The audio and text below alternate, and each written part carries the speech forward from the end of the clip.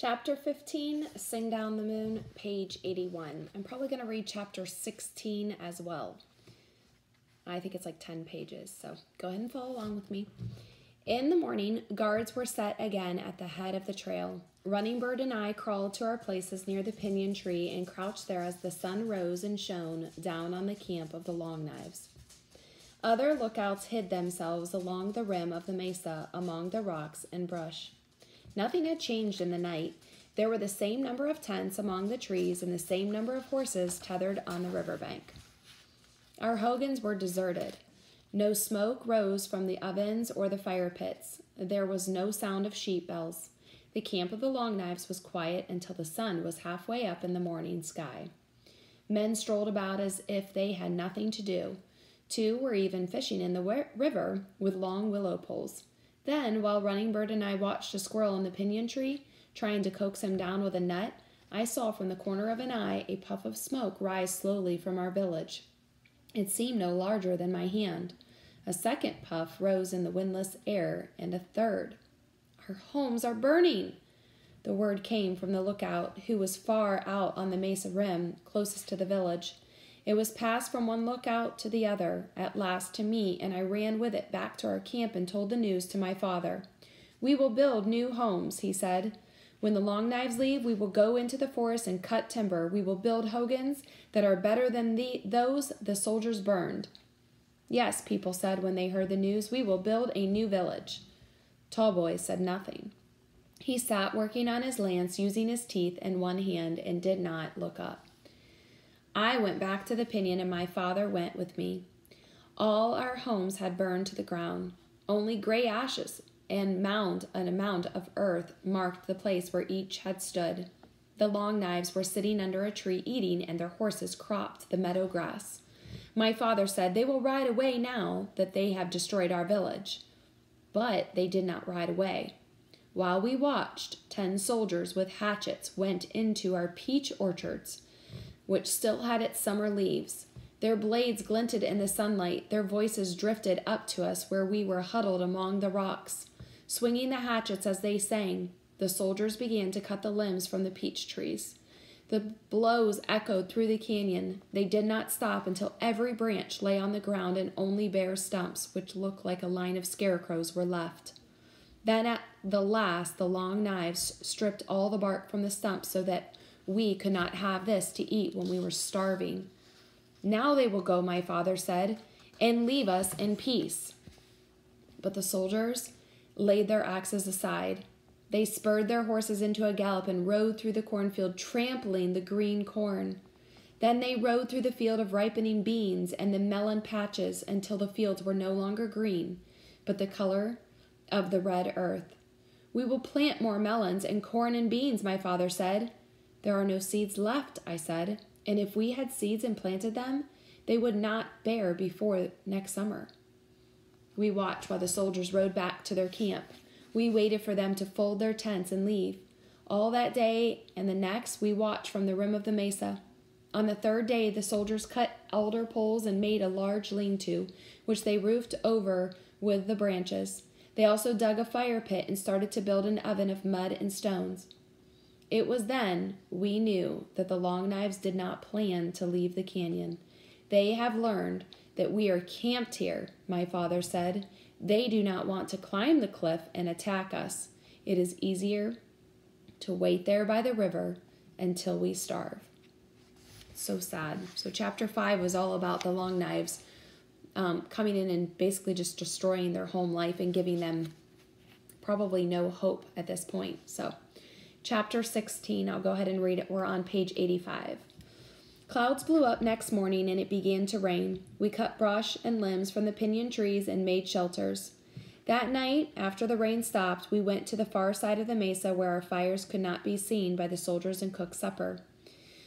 Though there was little danger that the soldiers would attack us, my father set guards to watch the trail. We were very careful with our jars of water. But on the 6th day, the jars were empty. That night, my father sent 3 of us down the trail to fill the jars at the river. We left soon after dark. There was no moon to see by, so we were a long time getting to the river. When we started back up the trail, we covered our tracks as carefully as we could, but the next day the soldiers found that we had been there. After that, there were always 2 soldiers at the bottom of the trail at night and during the day. The water we carried back lasted longer than the first. When the jars were nearly empty, it rained hard for 2 days and we caught water in our blankets and stored it. We also discovered a deep stone crevice filled with rainwater, enough for the rest of the summer. But the food we had brought with us, though we ate only half as much as we did when we were home in the village, ran low. We ate all of the corn and slaughtered the sheep we had brought. Then we ground up the sheep bones and made a broth, which was hard to swallow. We lived on this for 2 days, and when it was gone, we had nothing to eat. Old Bear, who had been sick since we came to the mesa, died on the 3rd day. And that night, the baby of Shining Tree died. The next night was the first night of the full moon. It was then that my father said that we must leave. Dawn was breaking high over the mesa when we reached the bottom of the trail. There was no sign of the soldiers. My father led us northward through the trees, away from our old village and the soldiers' camp. It would have been wiser if we had traveled in the riverbed, but there were many who were so weak they could not walk against the current. As soon as it grew light, we found patches of wild berries among the trees and ate them while we walked.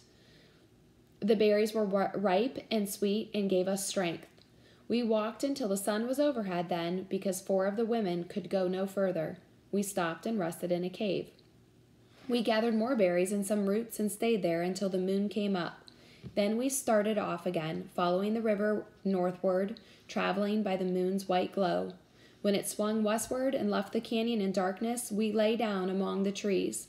We had gone no more than 2 leagues in a day and part of a night, but we were hopeful that the soldiers would not follow us. In the morning, we built a small fire and roasted a basket of roots.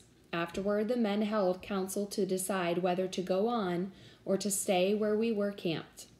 "They have burned our homes," my father said.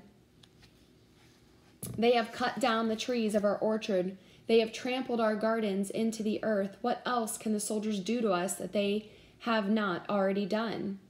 "The Long Knives can drive us out of the canyon," my uncle said, "and leave us to walk the wilderness." At last it was decided that we stay.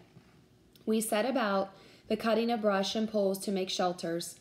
About mid-morning, while we were still working on the lean-tos, the sound of hoofs striking stone came from the direction of the river. Taking up his lance, Tallboy stepped behind a tree. The rest of us stood in silence. Even the children were silent. We were like animals who hear the hunter approach, but from terror cannot flee. The Long Knives came out of the trees in single file. They were joking among themselves and at first did not see us. The leader was a young man with a red cloth knotted around his neck. He was looking back, talking to someone, as he came near the place where Tallboy stood, hidden. Tallboy stepped from behind the tree, squarely in his path. Still the leader did not see him. Raising the lance, Tallboy quickly took aim and drew back, ready to send it toward the leader of the Long Knives. He had practiced with the lance before. We came down the mesa time after time during all of one day, trying to get used to throwing it with his left hand. With his right hand, he had been the best of all warriors. It was a lance that he had killed the brown bear beyond Rainbow Mountain, a feat of great skill. But now, as the iron-tipped weapon sped from his grasp, it did not fly straight. It wobbled and then curved upward, struck the branch of a tree, and fell broken at the feet of the soldier's horse.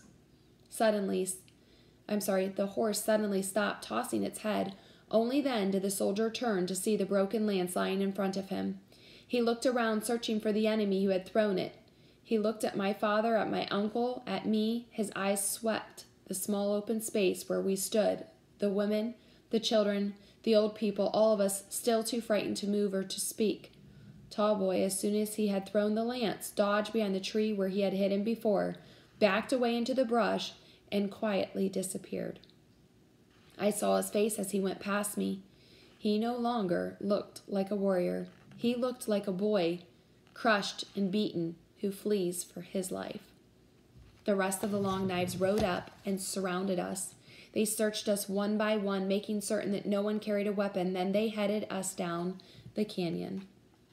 We passed the ruined fields of beans and corns and melons, the peach trees stripped of their bark and branches and burned out homes. We turned our eyes away from them and set our faces. Our tears were unshed.